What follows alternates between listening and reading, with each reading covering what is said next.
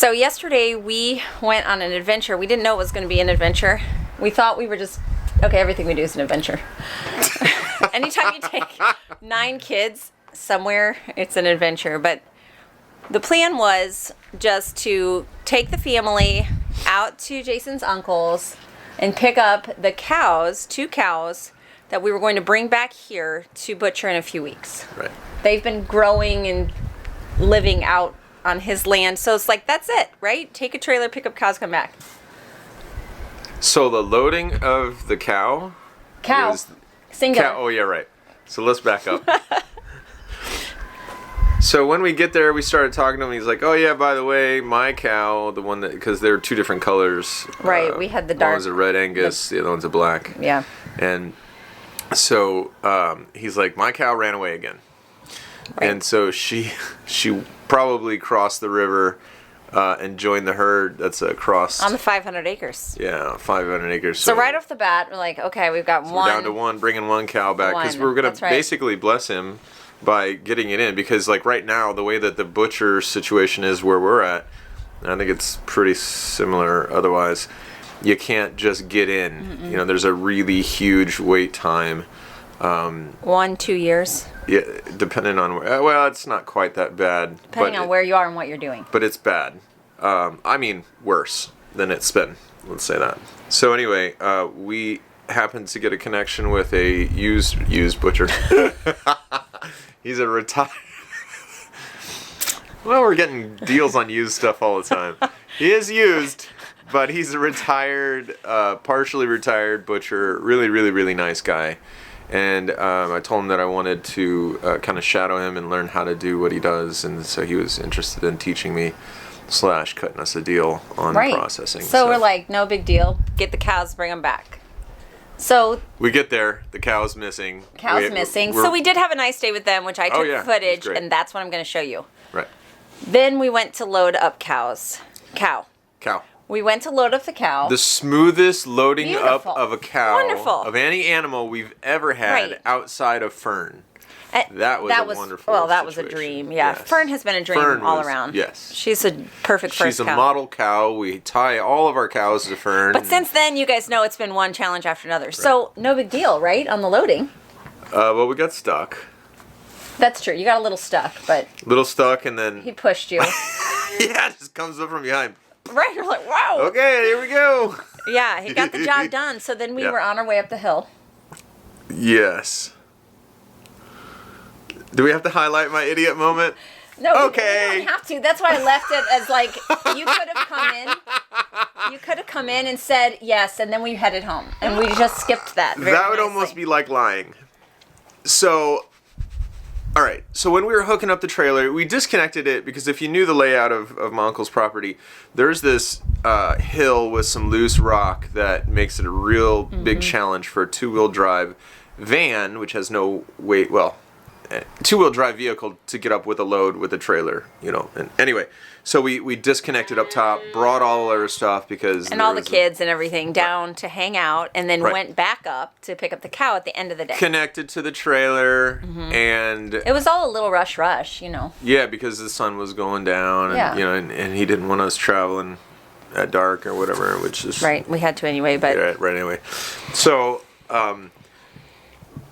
So we get going up the hill, and again, these hills are pretty decent, and it's rock road, and you know the weather has its effect on the roads, no matter how much you try to take care of them, and so it was bumpy. We're pulling the cow, and he's following behind us. And Bella turns around, and we get up to almost to the top of one of the hills, and Bella's like, "The trailer's going backwards."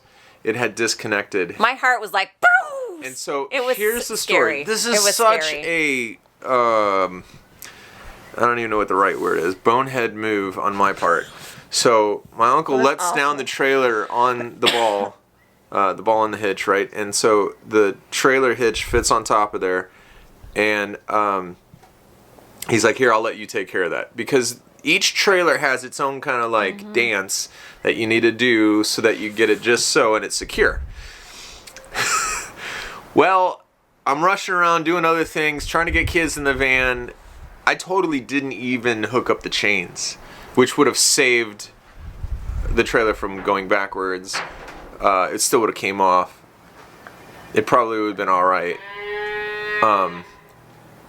Anyway, it was a surreal moment. Like, you just with a cow in the trailer. In park. He jumped out of the van like you were gonna go catch him by hand or something. I don't even know. But I certainly couldn't run back and right. It was put pointless. the van underneath it. It was like, what are we gonna do? So I run back. For he was following us and just went boom with his vehicle to stop. Yes, and it's a somewhat nice vehicle. It is, but that's 2 times today that he's had to run into us. I mean, yesterday. Yesterday, yeah, right. So I'm so glad he was there. And so, to say that was the end of the story, of course, would not be true. That's not why we didn't almost make it home. That's right.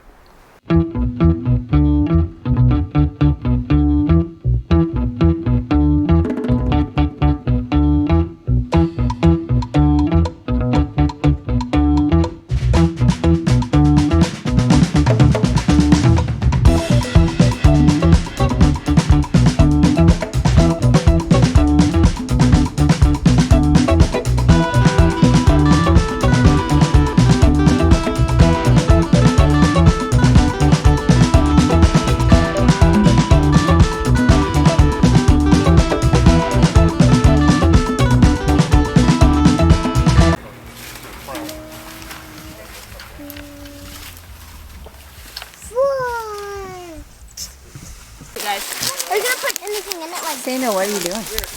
Testing that. We're testing. But I asked first. I mean, what is Oh, it's a bobcat trapper. The cat has kittens. One of the dogs caught one. Really? Baby bobcat. Yeah. A little bit more of this stuff in the front. Cat has kittens. And I still have this blender. It's lure. I don't know what it's made of. Yeah, good point. Ornament catches their attention. Yep, and I'm decorating the Christmas tree for them. Check it out, and then they smell. Lydia, stop the lure. You put lure in there. And then there's the chicken meat. Okay, we got to do one more thing, Sounds guys. like surefire success. And we'll let everybody smell this. How big are bobcats? The size of his dogs. This is Bobcat. Yeah, the size of Cosmo, Mom. Do they have a pet bobcat? Yeah, I don't know where they got this from. That's a great question. Well, they could have got it if they trapped one, right? Yeah, they could have done that, yeah. Well, I'm not smelling it. He's going to have the kids smell it. It's bobcat pee to get their attention. Yeah. It's not terrible, is it?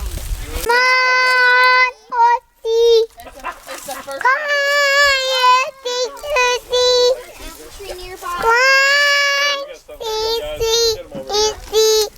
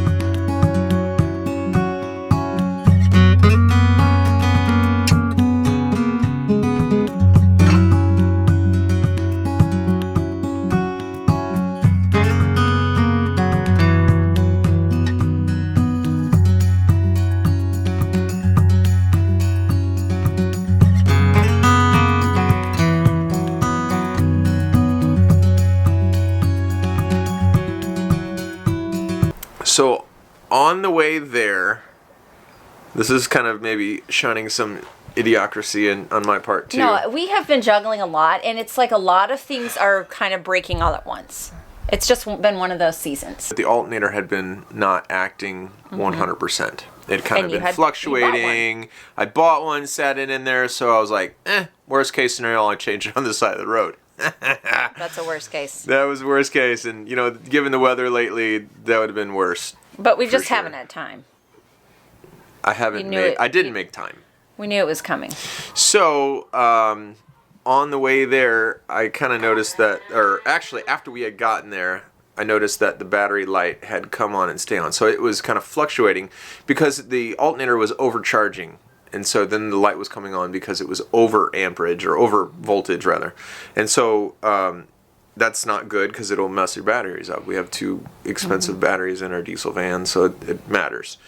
And anyway, so I'm like, okay, I gotta get that fixed. And so then it started. I'm watching. We have also a little meter too, and so the meter was showing lower, saying that it wasn't charging anymore. So overcharging is not awesome, but way better than undercharging. I was like, I should have fixed my hair. I didn't know we'd be talking for this long. I just recognized, like, wow. Right. I just, like, jumped out of bed and put my hair in a ponytail. Well, I took time to fix my hair. And then cover it with a hat. Yeah. By the way, So on the way home, we were listening to music, and Yes. it started, like, cutting out. And so long before that, I understood that we were in a little bit of a situation, and that it was because I was watching the meter, and it was kind of like slowly going down. And so we have, like I said, 2 decent-sized batteries to start the diesel when it's cold or whatever. So, the system is designed to have good 2 batteries. So that was essentially how we made it home, or close to home, in We an got to hour the and a half bottom of the drive. hill. Right. So like, I mean, but it's more than that. It was just like, okay, now let's turn the heater off because the fan was Turn too the much. music off. I Turn turned the the headlights off, and because I know that sounds crazy, He has a second little set of because lights, we so that was had enough. set up these really awesome fog lights that are just as bright as our headlights in our older vehicle. We could see by them just fine. So I went down to turning the headlights off and leaving the running lights on and driving with the fog lights. And then that wasn't enough. And so then I turned all the lights off and just left the fog lights on. Super dangerous. Nobody behind us, thankfully. Yeah. And we were just booking as fast as we could. And I the reason we made it as far as we did was because it's a diesel and not a gas engine. It doesn't require that spark for the firing of the engine. I hear Wilbur squealing like crazy. He's mad. Or hungry. One of the 2. Right. So anyway, he saw Bella probably. He's like, So feed me! if you don't know our layout to get here, so we have a hill that you have to go up Really and then decent hill. turn and then go up our lane road, which is Right. another slight hill. Right. And so we got to that bottom of that hill, and all of a County sudden, boom. Oh, it died before that, actually. Yeah, that's right. I turned You off coasted BB and in. I coasted and I was like, oh, That's it. So we're sitting down there in the dark at night. Some of the kids are sleeping, but they woke up because it was exciting. And it was early. It wasn't. It was like 7 something, Yeah. 6:37. Kyle's in the back of the trailer, just sitting there in the dark, no lights. Right. She's like getting not all, she wouldn't do anything, but she's like, hey, what's going on? I know. I normally am not sitting in a So trailer in Jason the dark at hiked night. up to our property. I'm so thankful that it happened there, or it would have been a real mess. He hiked up to our property to get Totally the car, God's which we had just picked up from the repair shop for getting a new mechanic, transmission. which was there such a long time. Just picked it up. Not necessarily their Drove fault. it one time. You did? I drove it one time. Yeah, battery was dead. Then I had to go jumper, replace the battery. Right. The battery that's in there doesn't quite fit. That's what I'm saying. It's been and a the hood week. wasn't So we closing. drove down to pick up the kids and I in the car. Yes, so we all piled in the car. Just for the record, if anybody's asking, yes, our family fits in a 2005 Passat wagon. We'll never do it again. Right. But that way all the kids didn't have to walk up that road in the lane road. So he went to... I went to go to turn around, and all of a sudden, the emergency light for the oil pressure come on. The car. The and other so vehicle. I'm like, okay, anybody who knows about what? Somebody's naming me. Well- And we also have a tractor here right now that What? a friend's loaning us. But, Okay. I'm coming. We'll be quick. But we also have a tractor here that a friend's loaning us, but the tire got flat. So yeah, and it's at the tire store. Right, and that's a long story too, and So it's not like couldn't one of pull those that where out. I mean I could have like just put air in it, kept putting air in it, but I was like, you know what, he's blessing us by letting us use it. I wanted to fix it for him. I mean, it was like laughable. And so it's not be able to be fixed till Monday, so it's sitting here without a tire, and so like literally we had to reach out for help. And so we managed to get the car up the road. Anyway, yeah, so the thing keeps beeping on me, and if you know anything about mechanics, you basically can ruin an engine, which is $5,000 Right. having somebody else put one in. It's not cool. It's not a good deal. And so like I was trying to balance, like I'd drive a little bit and then beep and I'd shut it off and coast a little bit and hit the brake, and then I'd wait a little bit and then do it again. Just such an ordeal. We should have just walked up the hill. but we didn't. And I had the car down there anyway. I needed to get it up. I mean, he made it up. We got out, and then we called a neighbor. We called a neighbor, and then another neighbor came by in the middle of us. The first neighbor went to pull the van up with Right. the trailer still attached. Was he just being ambitious? He's going to do the whole thing? Yeah, he's like me. Thanks, Paul. And then, so they didn't make it. No, well, it's like our lane road's kind of goofy where, you know, it goes from paved to rock and then increases in the incline, which makes it really difficult if you don't have a good run at it. And, you know, we have chains on these vehicles pulling them and a trailer. It's like, you just didn't really want to gun it to get around there. If you're running with a regular trailer, you'd have been all right. I'm so glad though that we have great neighbors because we do have phenomenal neighbors. So one neighbor pulled our van up. The next neighbor happened to be coming by. He came by from some kind of celebration or a basketball game or whatever. Yeah, and so he comes back. He's like, "Hey, I got a 4-wheel drive that I don't get to drive enough, you know, diesel." And so he goes and gets his truck and then he locks it in and 4-wheel low and he pulls us up and you know it was good and he's just sweet as the day is long. Yeah, he's like, my truck is there. Just go over and just get go the grab keys the from my wife. And if you ever need it, he's like, I'm making payments on it. Don't drive it. You know, we have great what an neighbors. awesome guy. Yeah. Kids need me. Here they come. Anyway, that's our story. So we made it home. And today we're trying to skate at 2:00 with the whole family, and they're only open for 2 hours. Yeah. So I'm in a marathon rush to replace the alternator. And batteries are charged already. So worst case scenario, we know we can make it to the skating rink on just batteries. So that's our story. And tomorrow we will share with you Silas's birthday and the skating rink if we make it and all of that. So yeah, continuing with more excitement. Ciao. Oh wait, you know what? I wanted to say something. Here, I'm gonna steal the camera. She can go do her thing. So one of the things we had a conversation yesterday while we were over at my uncle's about. You know, appreciation and whatnot. You know, one thing I think that my uncle does really well is he is appreciative and he gives thanks for what he has. And I mean, like, even down to like socks and running water and, you know, and toilets and stuff like that. And so I was sitting there thinking about it. You know, all of these little things that happened to us, to the van, to whatever, it's like, you know, we just kept coming across one thing after another. And it was just this constant opportunity to either be frustrated or to give thanks. And I'd love to tell you that I gave thanks in all situations and it was great and, you know, big halo came around my head, but that was not the case. And so, you know, I just, from time to time, I was able to give thanks, and it was just kind of bouncing back and forth, kind of like a you know, like a tennis game where it's like, okay, he's getting it, he's not getting it, he's getting it, he's not getting it. Sorry if you're getting dizzy here.